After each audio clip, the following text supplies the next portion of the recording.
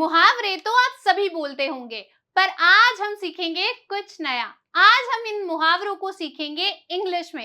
Hello everyone, मेरा नाम है अर्पिता शर्मा और हम सीख रहे हैं बेसिक कम्युनिकेशन इन इंग्लिश। आज इस वीडियो में हम सीखेंगे कुछ मुहावरे यानी कि इडियम्स, वो भी इंग्लिश में। तो आइए जल्दी से शुरू करते हैं। देखिए, सबसे पहले अगर आप किसी की बात को ध्यान से सुनते हैं और सुनने के लिए उत्सुक रहते हैं तो वो कहलाता है ऑल ईयर्स। क्या कहलाता है? All years. जैसे कि अगर मैं आपकी बात को ध्यान से सुन रही हूं तो मैं कहूंगी आई एम ऑल ईयर्स, यानी कि मैं आपकी बात को ध्यान से सुन रही हूं। इसे एक उदाहरण से समझते हैं। देखिए, I was all years during the presentation, की प्रेजेंटेशन के दौरान मैं ध्यान से बातों को सुन रहा था। आगे चलते हैं। अगला है हमारे पास स्टिक टू योर कलर्स, जिसका मतलब होता है अपने विचारों पर दृढ़ रहना, अपने विचारों पर दृढ़ रहना। तो अगर आप किसी से कहना चाहें अपने विश्वासों या स्थिति पर दृढ़ रहो तो आप कहेंगे स्टिक टू योर कलर्स। इसे एक उदाहरण से समझते हैं। देखिए, आप कह सकते हैं I will stick to my colours in this debate, कि इस डिबेट के अंदर मैं अपने विश्वासों पर दृढ़ रहूंगा। आगे चलते हैं। अगला है हमारे पास whip hand off. Whip hand off का मतलब होता है जब कोई किसी पर नियंत्रण रखता है या हावी होता है तो वो कहलाता है व्हिप हैंड ऑफ। व्हिप का मतलब होता है चाबुक और हैंड ऑफ का मतलब होता है नियंत्रण रखना। इसे एक उदाहरण से समझते हैं। देखिए, आप कह सकते हैं the manager always maintains the whip hand of control over the team, कि मैनेजर हमेशा क्या करता है, जो टीम है उसके ऊपर कंट्रोल रखता है, उनके ऊपर नियंत्रण रखता है। आगे चलते हैं। अगला है हमारे पास black sheep. Black sheep, black sheep का मतलब होता है कोई ऐसा व्यक्ति जो दूसरों से भिन्न हो, दूसरों से अलग हो, लेकिन नकारात्मक रूप से, यानी कि नेगेटिव रूप से। जब आपको किसी को नेगेटिव लाइट में दिखाना हो, यानी कि आपको उनकी बुराई करनी हो कि वो तो सबसे अलग है, वो तो पता नहीं क्या ही सोचता है, तो आप बोलेंगे he is a black sheep. इसे एक उदाहरण से समझते हैं। देखिए, आप बोल सकते हैं she is the black sheep of the team, कि वो क्या है, टीम की ब्लैक शीप है, यानी कि दूसरों से बिल्कुल अलग है। आगे चलते हैं। अगला है हमारे पास अगर कोई व्यक्ति अपनी स्थिति को अपने लाभ के लिए उलट देता है या बदल देता है तो वो मुहावरा कहलाएगा turn the table. Turn the table, यानी कि स्थिति को अपने लाभ के लिए उलट देना। इसे एक उदाहरण से समझते हैं। देखिए, we turn the table in the negotiation, कि उस बातचीत में, उस वार्ता में हमने टेबल को, अपनी जो स्थिति थी उसको बदल दिया, यानी कि स्थिति अब हमारे लाभ में हो गई है। आगे चलते हैं। अगला है हमारे पास अगर किसी के अंदर बोलने की प्रतिभा है, अगर वो इतना अच्छा बोलता है कि वो लोगों को कन्विंस कर लेता है अपना काम निकलवाने के लिए, तो उसके पास है गिफ्ट ऑफ द गैप। क्या है? Gift of the gap. अगर आप कहना चाहें कि उसके पास बोलने की प्रतिभा है तो आप बोलेंगे she has the gift of the gap, यानी कि उसके पास बोलने की प्रतिभा है और वो लोगों को कन्विंस कर लेती है या लोगों को अपनी ओर आकर्षित कर लेती है। इसे एक उदाहरण से समझते हैं। देखिए, he has the gift of the gap, Ravi easily convince the client to go with their proposal। Ravi के पास क्या है? गिफ्ट ऑफ द गैप है, बोलने की प्रतिभा है। उसने बहुत ही आसानी से जो क्लाइंट थे उन्हें हमारा प्रस्ताव मानने के लिए तैयार कर लिया। आगे चलते हैं। अगला है हमारे पास अगर आप किसी की वित्तीय लागत उठाते हैं, यानी कि किसी का बिल भरते हैं, भुगतान करते हैं, तो वो हो जाएगा फुट द बिल। क्या हो जाएगा? Foot the bill.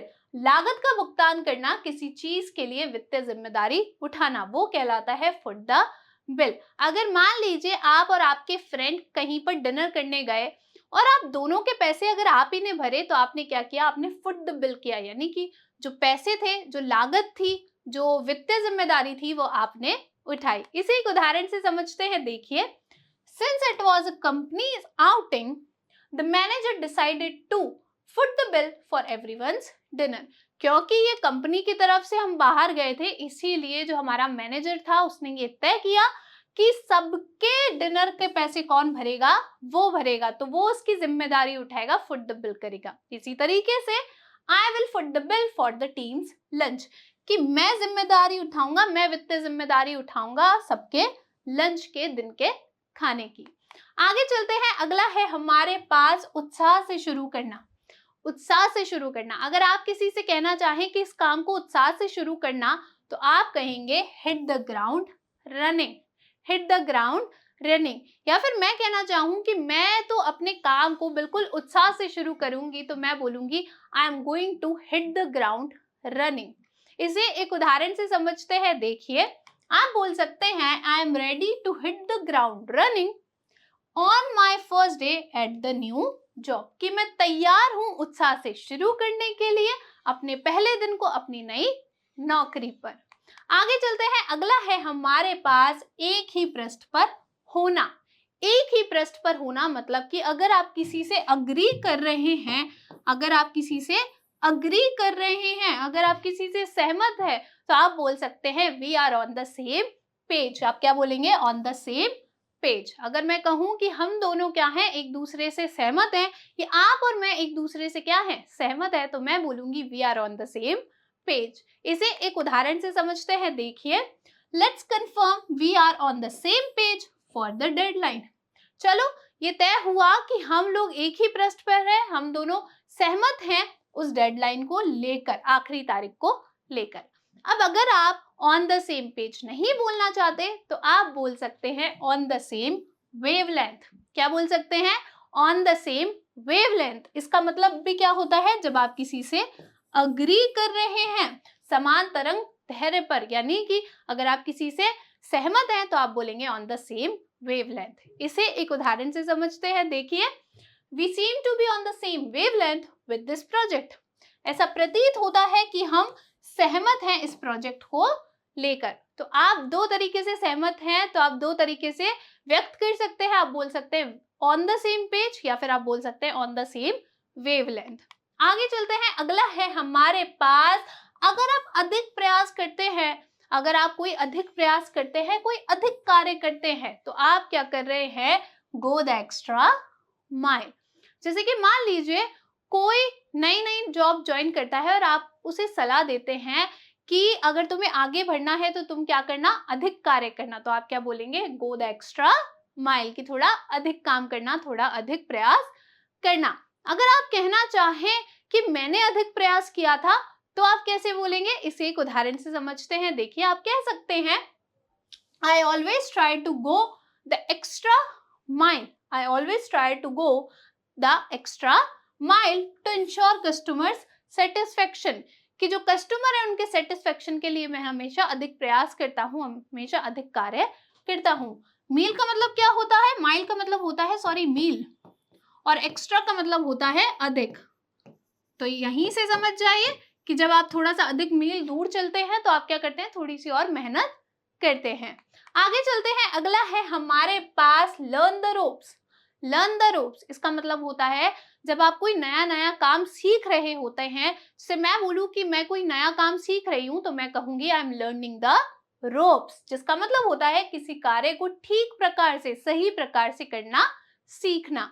इसे एक उदाहरण से समझते हैं, देखिए आई एम न्यू हियर, मैं यहाँ नया हूँ। आपने कोई जॉब ज्वाइन की नई नई, तो आप बोल सकते हैं आई एम न्यू हियर, मैं यहाँ नया हूँ। स्टिल लर्निंग द रोप्स, अभी काम को सही तरीके से करना सीख रहा हूँ।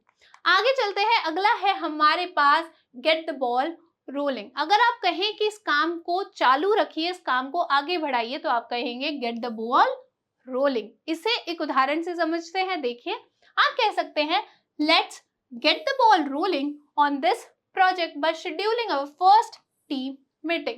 आप क्या बोलेंगे? कि इस काम को आगे बढ़ाते हैं कैसे? पहली मीटिंग को शेड्यूल करके हम इस काम को आगे बढ़ाएंगे। आगे चलते हैं, अगला है हमारे पास rise to the occasion।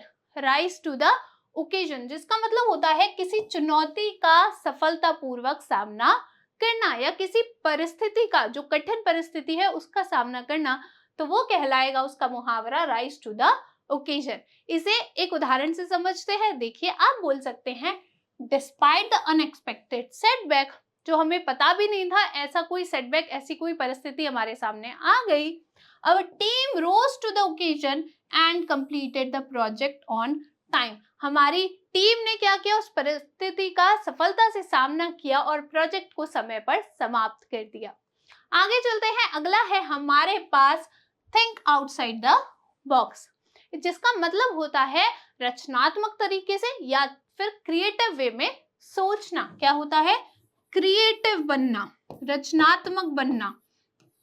Think outside the box होता है कि जितना बॉक्स में है उतना ही मत सोचो, उससे बाहर का सोचो, यानी कि थोड़ा और अधिक सोचो, थोड़ा और रचनात्मक सोचो। अब मान लीजिए कि आपके बॉस बोले कि हमें इस प्रोजेक्ट को हिट कराना है या फिर हमें सेल्स का जो टारगेट है उसे कंप्लीट करना है, तो वो आपको बोलेंगे थिंक आउटसाइड द बॉक्स, की बॉक्स के बाहर सोचो, थोड़ा रचनात्मक सोचो, जिससे आप सेल्स को कंप्लीट कर पाए। इसे एक उदाहरण से समझते हैं। देखिए, we need to think outside the box if we want to stand out in this competitive market। हमें रचनात्मक तरीके से सोचना पड़ेगा अगर हम खड़े रहना चाहते हैं इस कॉम्पिटिटिव मार्केट में।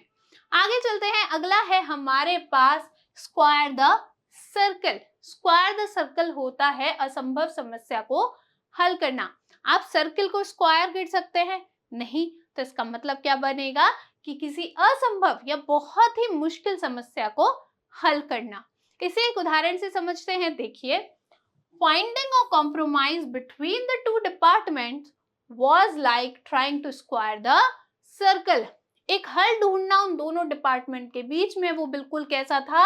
स्क्वायर द सर्कल जैसा था, यानी कि सर्कल को स्क्वायर करने जैसा था, यानी कि किसी कठिन परिस्थिति का, समस्या का समाधान ढूंढने जैसा था। आगे चलते हैं और देखते हैं हमारा अगला आखिरी इडियम या मुहावरा, keep someone in the loop. Keep someone in the loop का मतलब होता है किसी को इंफॉर्मेशन देना, किसी को जानकारी देना, किसी को क्या हो रहा है इसके बारे में सूचित करना। किसी को क्या करना? इंफॉर्मेशन देना। क्या कहलाएगा? Keep someone in the loop.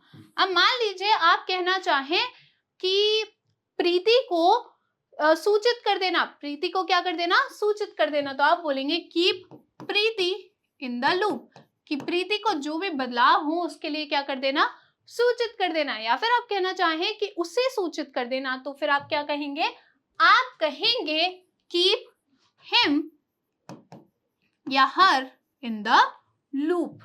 यहाँ पे संबंध का मतलब है जिसे भी आप जानकारी देना चाहते हैं। इसे एक उदाहरण से समझते हैं। देखिए, make sure to keep the team in the loop about any changes to the project timeline.